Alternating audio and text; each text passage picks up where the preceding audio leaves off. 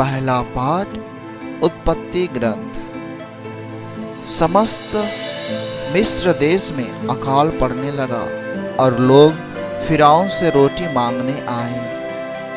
फिरौन ने सभी मिस्रियों से कहा, यूसुफ के पास जाओ और वह जो कहे वही करो।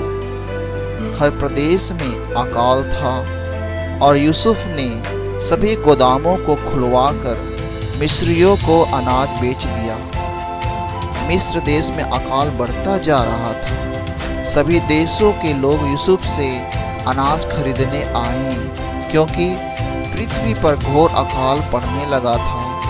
इज़राइल के पुत्र दूसरे लोगों के साथ अनाज खरीदने आए, क्योंकि कनान देश में अकाल था।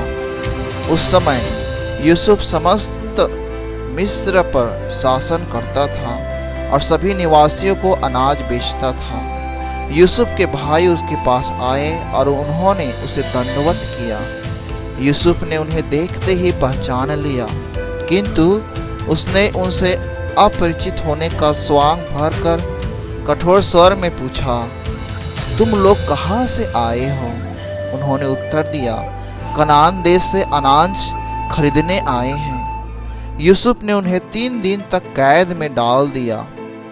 तीसरे दिन उसने उनसे कहा, यदि तुम जीवित रहना चाहते हो तो मैं तुमसे जो कहने जा रहा हूँ वही करो, क्योंकि मैं ईश्वर पर श्रद्धा रखता हूँ।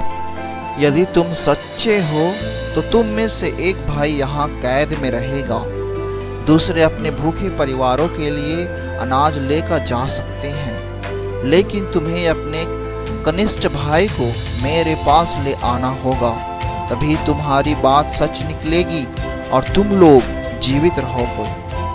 उन्होंने ऐसा ही किया। वह एक दूसरे से कहा, हमने अपने भाई के साथ जो अन्याय किया उसका दंड हम भोग रहे हैं। उसने हमसे दया की याचना की और हमने उसकी दुर्गति देखकर भी उसे ठुकराया। इसी से हम यह विपत्ति भोग रहे हैं।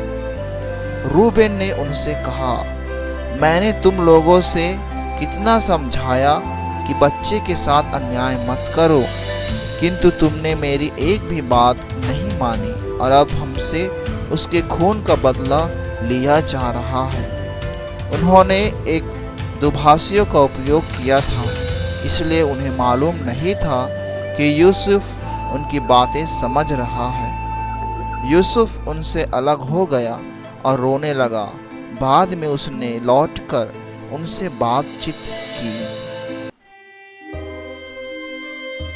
सुसमाचार संत मत्ती के अनुसार ईसा ने अपने 12 शिष्यों को अपने पास बुलाकर उन्हें अशुद्ध आत्माओं को निकालने तथा हर तरह की बीमारी और दुर्बलता दूर करने का अधिकार प्रदान किया। 12 प्रेरितों के नाम इस प्रकार है। पहला सीमोन, जो पेतरुस कहलाता है, और उसका भाई अंद्रेयस, जेबेदी का पुत्र याकूब और उसका भाई योहन, फिलिप और बार्थोलोमी, थोमस और नाकेदार मत्ती, अल्फाई का पुत्र याकूब और थदेयुस, सीमोन कनानी और यूदस इस्करियोती, जिसने ईसा को पकड़वाया। ईसा ने इन 12 को यह अनुदेश देकर भेजा, अन्य राष्ट्रों के यहाँ मत जाओ और समारियों के नगरों में प्रवेश मत करो, बल्कि इज़राइल के घरानों की खोई हुई भेड़ों के यहाँ जाओ। राह चलते यह उपदेश दिया करो, स्वर्ग का राज्य निकट आ गया है। ख्रिस्त में प्यारे भाइयों और बहनों, आज हम मिस्र में यूसुफ को फिरौन की मुख्य भंडारी के रूप में देखते हैं। इज़राइल के पुत्रों ने यूसुफ को दास्ता में बेच दिया था, क्योंकि वे उसके सिद्ध मार्गों से थक गए थे।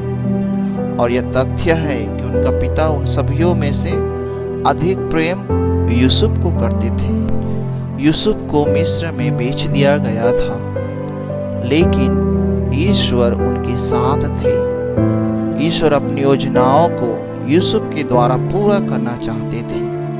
इसलिए यूसुफ मिस्र में समाप्त नहीं हुआ, वह फिरौन के प्रमुख भंडारियों में से एक बन गया। बरसों बाद उसके भाई अनमोल करने के लिए मिस्र देश आए, क्योंकि उनके देश में अकाल पड़ गया था।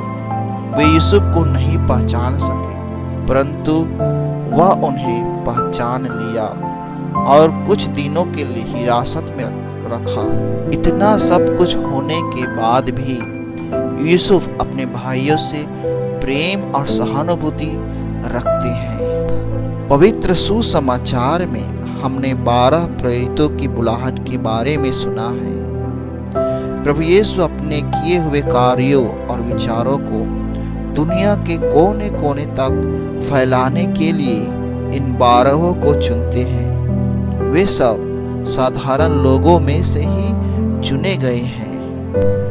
प्रभु यीशु की आवाज को पहचानते हुए वे सब अपनी कमजोरी, असमर्थता, निर्बलता आदि को पीछे छोड़कर यीशु के साथ एक नए जीवन में प्रवेश करते हैं। साथ ही साथ यीशु उन पर एक महत्वपूर्ण दायित्व सौंपते हैं, वह है ईश्वर की योजना का प्रचार करना। ख्रिस्त में प्यारे भाइयों और बहनों, आज भी प्रभु यीशु हम सबों को एक एक करके नाम पुकार कर बुलाते हैं। हमारा बुलावा ईश्वर की अनुकंपा और अनुग्रह का प्रमाण है। जो कोई उस पूर्ण जीवित यीशु मसीह पर विश्वास करते हैं और सारे हृदय से उसे प्यार करते हैं, वे सब के सब ख्रिस्त का प्रेम और भाईचारा दूसरों को बांट सकते हैं। हमारे बीच की विभिन्नताओं को दूर करना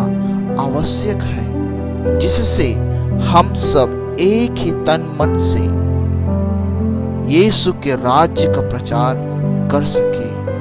हम अपनी बुलाहट में दृढ़ रहने की प्रतिज्ञा करें और ईश्वरीय योजना को पूरा करने का प्रयत्न करें।